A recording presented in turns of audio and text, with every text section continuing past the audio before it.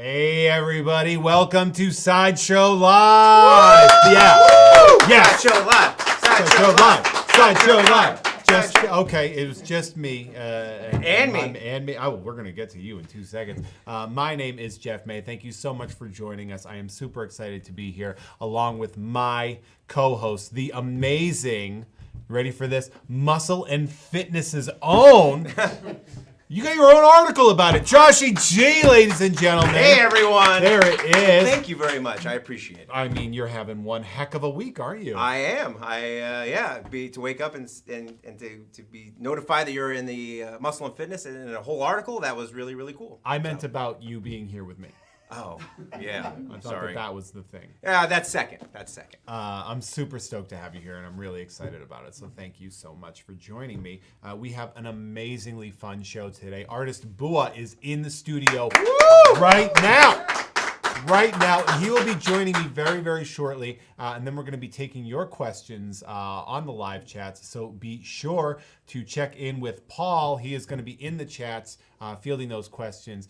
First, we got a lot of really cool stuff to go over. We have the November newsletter giveaway in which the Hot Toys Thanos there he is 6 scale. You can win this. Head to side.show/ThanosHT giveaway. And I'm really excited. Look at the size of this thing.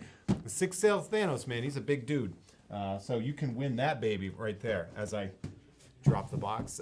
We have lots of really fun events coming up. Geeksgiving starts tomorrow. That's Thursday, November 21st. And you're going to want to join our Facebook group for more info. And on top of that, we are going to have a ton of Black Friday deals that are going to start on November 28th. We also have the Sideshow Gives Back program that starts now. Like now.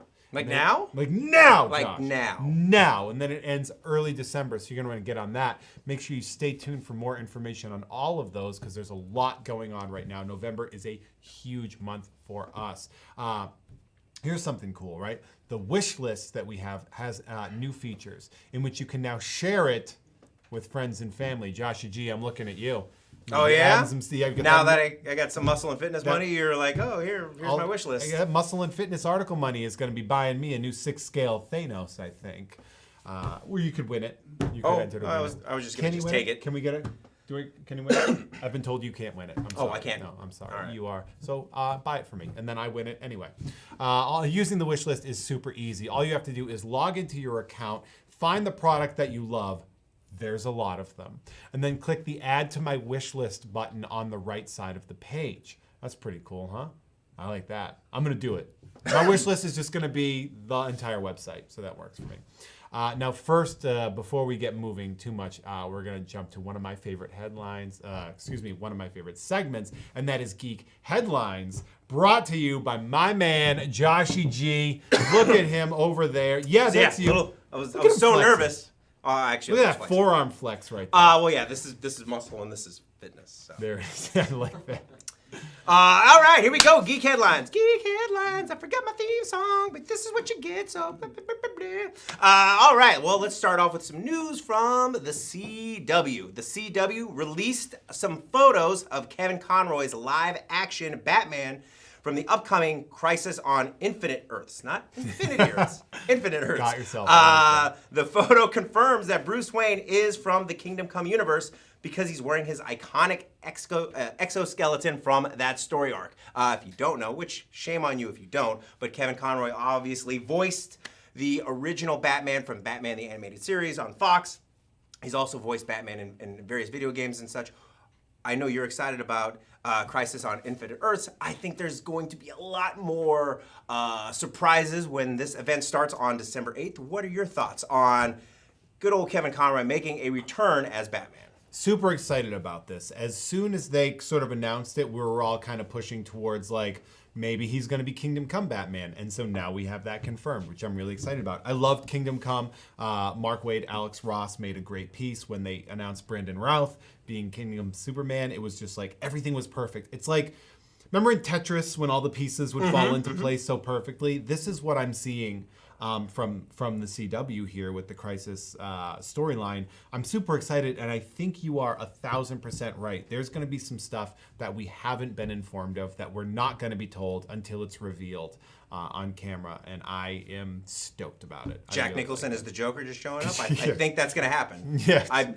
My sources say yes. We're not for sure, but 99% sure that's probably. Actually, I'm not. No, that's my probably sources are awful, so the don't odds. listen to my sources. But that would be cool, though. Speaking of cool, Entertainment Weekly released a ton of new exclusive photos from Star Wars The Rise of Skywalker. As you can see here, these are the 3 magazine covers showing the cast from each trilogy. Now, inside the magazine, you see photos from the movie that have Kylo Ren. We see Rey training, a couple of new characters being introduced, which I won't say, just in case you want to be completely spoiler-free, and some stormtroopers, because who doesn't love stormtroopers? I know that Rise of the Skywalker is just around the corner, and Star Wars fever is at an all-time high. Jeff, I know that you're excited about this movie, but what about this movie are you excited about? I'm a Star Wars has been living in my veins for my whole life, Joshy G. I'm a big fan of the new run. I like the Disney stuff. I think Solo, in my opinion, is one of the most fun Star Wars movies. I'm a big Solo fan as well. I don't see why everybody hated it so much. Not everybody. I'm right here. I enjoyed it. I think it's a very underrated film. Rise of Skywalker, I'm really excited about. We're told that this is what I'm honestly excited about is that this is the end of the entire Skywalker saga, a saga that we have been living for now 42 years. And this is a lot. This is a long time to be running one saga. I like that they're going to be finishing it up, and I like that they're going to be moving forward with the entire saga, but without sort of just focusing on one family's problems. So I like that they're moving forward, moving on from that. The trailer wrecked me with 3PO. Oh, you're not the only one. And I was like, no, what are you talking about, 3PO? But I'm trying to stay as spoiler-free as possible. I'm one of the people that's like, I don't want to see the characters. I don't want to just give them away. And I just want to go to the movie. I got my tickets. I'm ready to go, and I just want to go there and be as surprised as I possibly can. Well, I'm right there with you, buddy. And the last, but certainly not least, we have some news from DC. According to The Hollywood Reporter, director Todd Phillips is in talks to return for a sequel to The Joker. It is also reported that Phillips wants to continue working on more DC villain origin stories. Obviously, there's no news about where the Joker sequel will take us. I'm sure we can speculate. One, Jeff, I'm really curious to know where you think that will go. And two, if you were to give Todd Phillips a villain origin story, which one would you give him? I'm going to say I would give him Mr. Freeze. Oh, I like the Mr. Freeze kind of story. Well, I'll tell you where they're going to go. And that's the bank, because that movie made $1 billion. Did you say $1 billion with a B? $1 billion. $1 billion, or a. Okay. Yeah. I forgot that there was no one behind that because I wanted to zoom in, but it didn't happen. No, it wouldn't have worked, but it still was great, and we all got what you were talking about. Perfect. So that's good. You can't make a movie that makes $1 billion and be Warner Brothers and be like, all right, one and done. Like, this is the obvious move. I know a lot of people were like, the integrity, but it's like, $1 billion can buy a lot of integrity. Yes. So I'm stoked to see there. I think Todd Phillips can explore that. I liked the first Joker movie. It was a fascinating movie for me in that I really enjoyed it, but also didn't leave the theater feeling good. And I think, which is, I think, the intended feel of that movie. So I like where they're going. I'm a big fan of a lot of the tragic characters. I really feel like a sort of Lex Luthor vein of that of that DC era could be good, because it would be this sort of corporate espionage genius thing. But if we're going Marvel villains, Batman villains, I would have to say the character that I think is one of the most tragic is actually the ventriloquist in Scarface. Okay. A man being held prisoner by his own thing. It's a weird kind of. Is it because you're a stand-up comedian and you can relate? Oh. Is that what you're No, I can't relate. That would be the Joker, wouldn't it?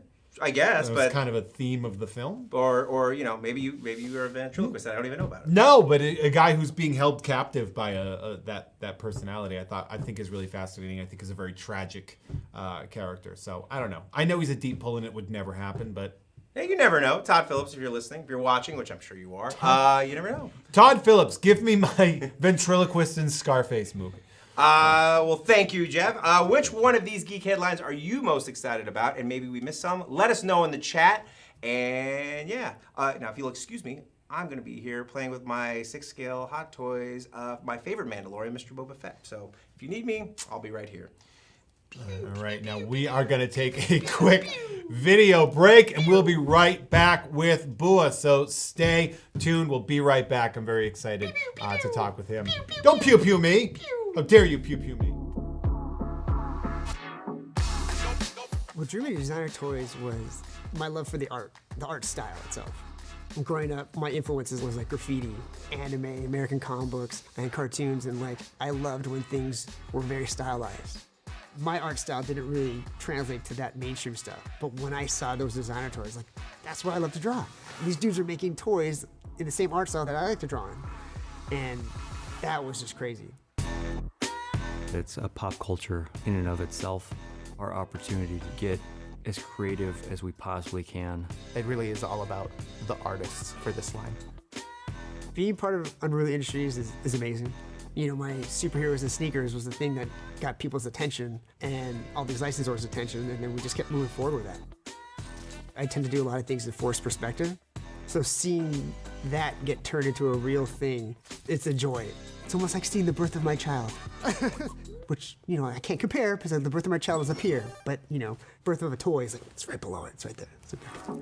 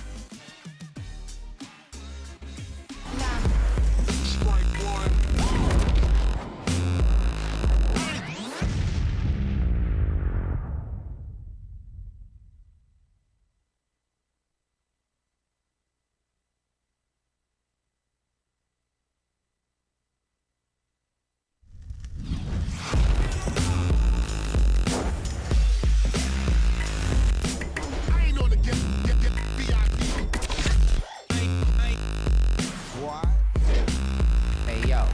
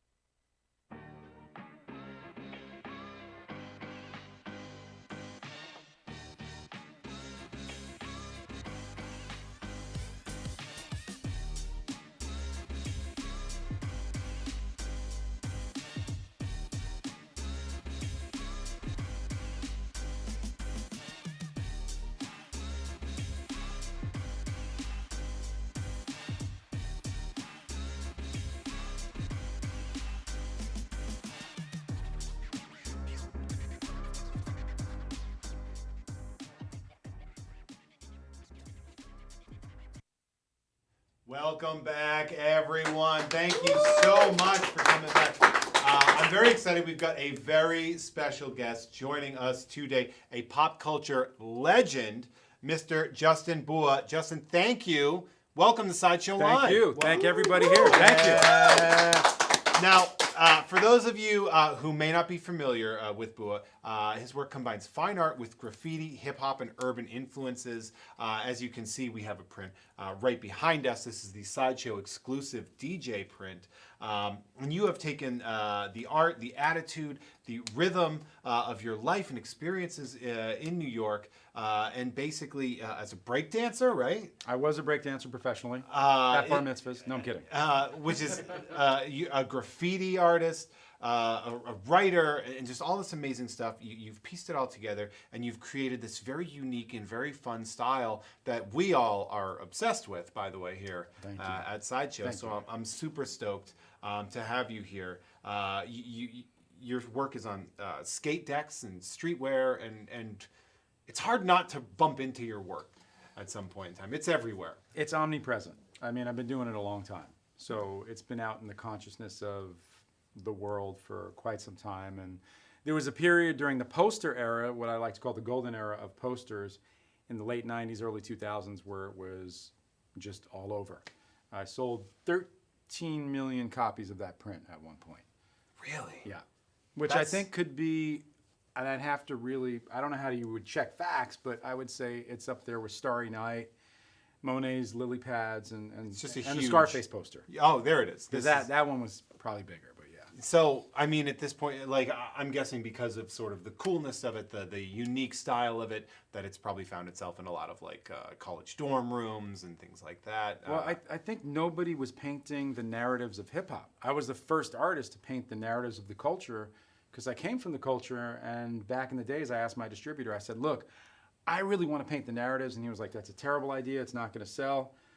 So no one picked it up, and he was right, and a Canadian company picked it up, sold it to the market, the college market. It became huge, and of course, America said, hey, we want it too, and next thing you know, it was everywhere. So I want to come back to something that you just said, because you said you sort of grew up in it, you were immersed. You are from Harlem. Yes. And you grew up in New York, in Harlem, in the 1970s. You were sort of born and baptized in hip-hop culture then. I was born on a subway. No, I'm kidding. But I am very New York. You know, I was definitely born and raised in Manhattan on the Upper West Side, what we like to call the Upper Best Side of New York City. Yeah. And yeah, I mean, it was rife. It was right after the gang era. We were moving into the hip hop culture, and so I was watching the burgeoning culture effloresce around me. I just saw the beginnings of the beginnings of, you know, breaking, the beginnings of popping, the beginnings of graffiti, and I was kind of in the epicenter of it. Yeah, because you're breakdancing, you're writing graffiti, you're all over the place in that world, and you just have this amazing growing hip hop scene. Excuse me, hip hop. It's a new word. Hip hop is a new thing. It's like prog rock. Yeah. You know what Now, I mean? how does that translate to you sort of getting into the art? Like, how do you sort of push that and put the paint to canvas? What pushed you there? My grandfather was an artist. My mom was an artist. My mom was not a successful artist, but I watched her struggle her whole life and hawk her goods. But I saw graffiti all around me, so I was influenced by my mom and my grandfather's love of classical painters like Rembrandt and Bruegel and Hieronymus Bosch, a lot of the Dutch masters, and yet I saw all this graffiti around me. So my work was kind of always a amalgamation of the two worlds, of the classical world and the hip hop So world. it's those two nurture aspects coming in. You're almost through osmosis developing a style, which is... Yeah, and I'm painting the people who are the heroes of my neighborhood, you know, and it was the graffiti writer or the basketball player or the jazz musician in the underground club. And I was like, these are the people in my world. These are my heroes and my icons. And I was sitting on the stoop painting and drawing these people as a kid. And because there's something interesting, because judging from this, you wouldn't immediately jump to this, but you are a classically trained artist. Yeah. You actually taught at USC at the figure drawing. I taught classical figure drawing because I went to Art Center, College of Design in Pasadena, and so you know, I wasn't the best classical artist there, but I worked very, very hard and diligently to learn the academic ways, because I knew that if I had the skill set, that I would be able to be a more able, articulate, visual dialectician. Because it's like... That was a lot of really good words. Thank you so much. It was like, you know, my teacher once said to me, you could play this part of the piano, but that should be based on choice, not limitation. Mm-hmm. You should be able to play the whole piano.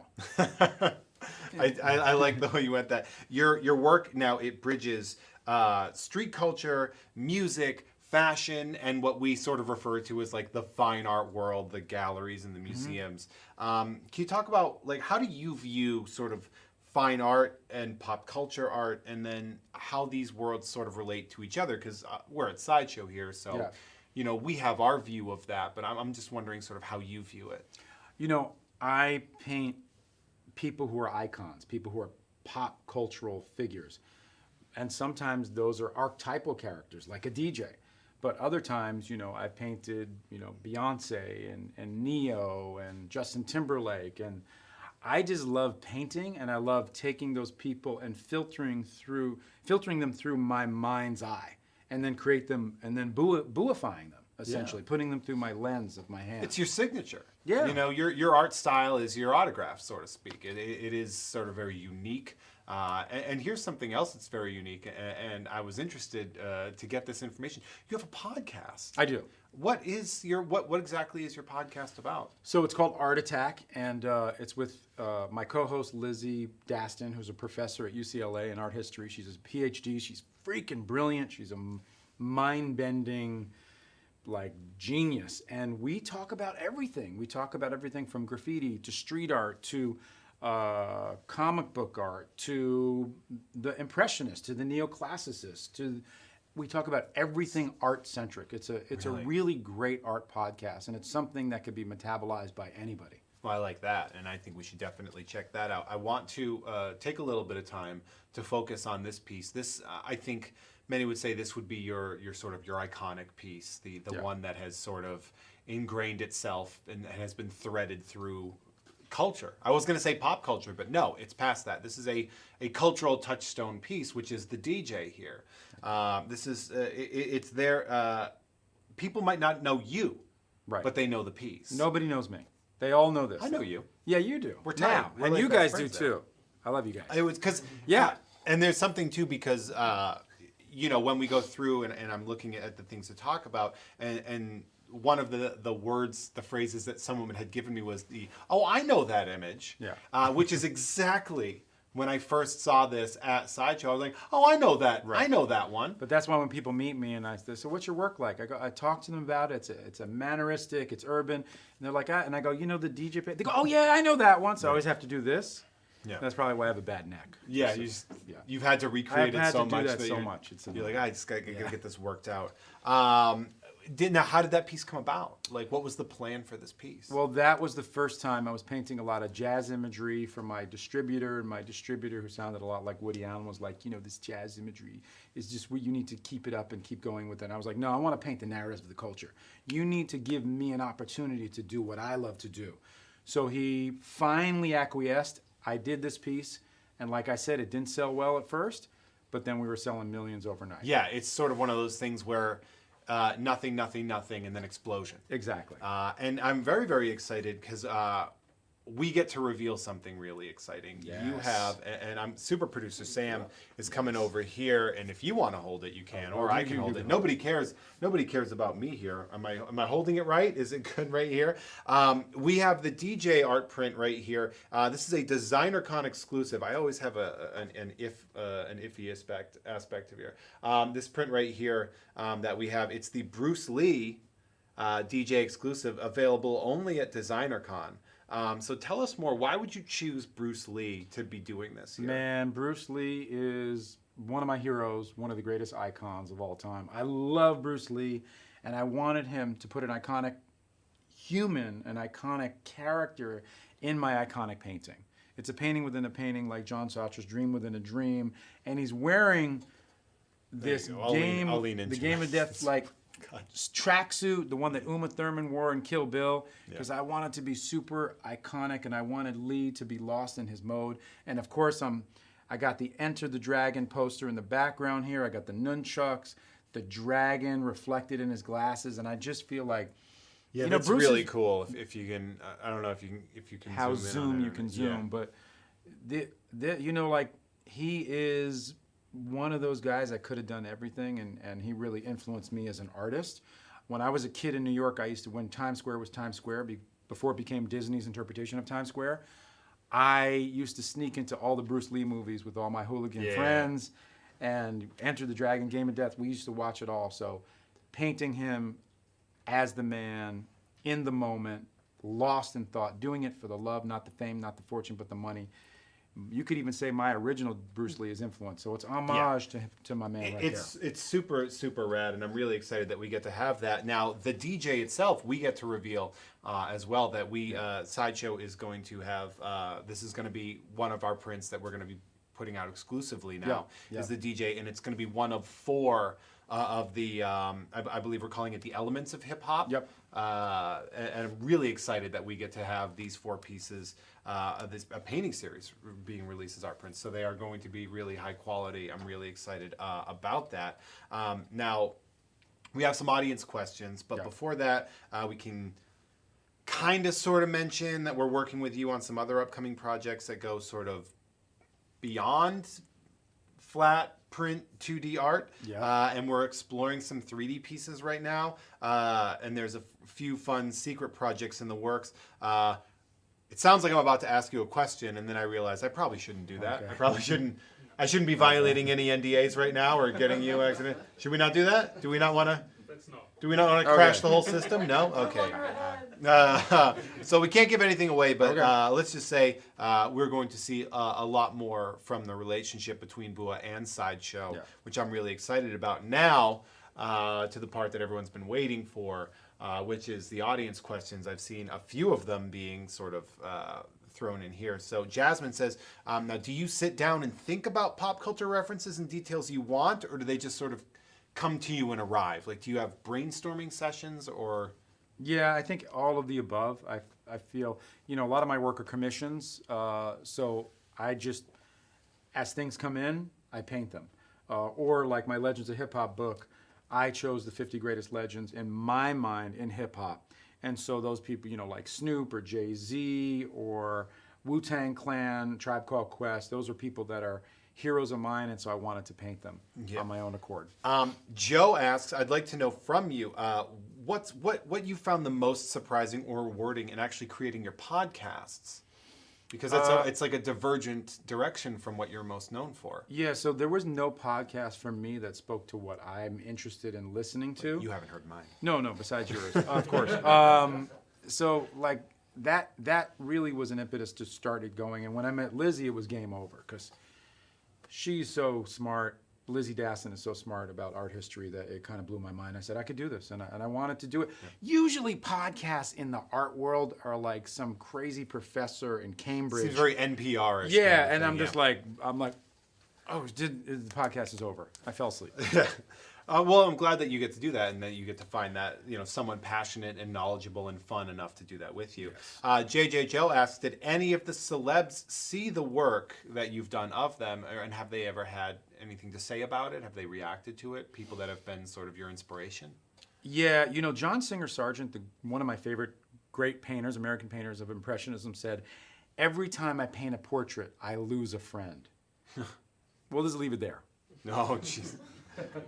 Wow. Nobody likes to know how, I want you to do the Bua style. You got to do it just like, that's me? Yeah. You know what I mean? Yeah. So I've had the spectrum. Mostly positive. Okay. But I've heard it all. Oh, no. And I'm an artist, so I don't know. People weren't happy with Rembrandt either. So Dennis asks, would you ever consider doing film or animation design? Your portraits and landscapes would really make for some amazing big screen adaptations. Thank you. I've done a lot of development work. I did some work recently with Gore Verbinski, the director of Pirates, the Caribbean. So I've done that. I did an animated TV show for Comedy Central. I did the intro sequence for Lyricist Lounge Show. I designed NBA Street for EA Sports and NFL Street for EA Sports. So I've done a lot of commercial work, but now, I have so many commissions, and I just want to work with Sideshow. That's the real answer. This is the gold standard right here. Sideshow is the gold standard, and that's why I am here, and that's a fact. We'll go on with that. No one's serious. Last question, Alex from New York City.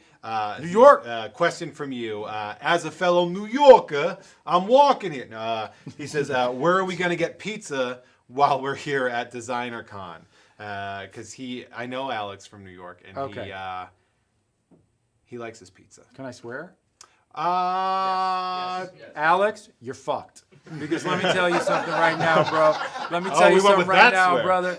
There's 3 pizza spots, and they're all New York. No offense to Boston. Sal's, I grew up with on the Upper West Side. Joe's downtown, they got 2 spots, but the one on Bleecker.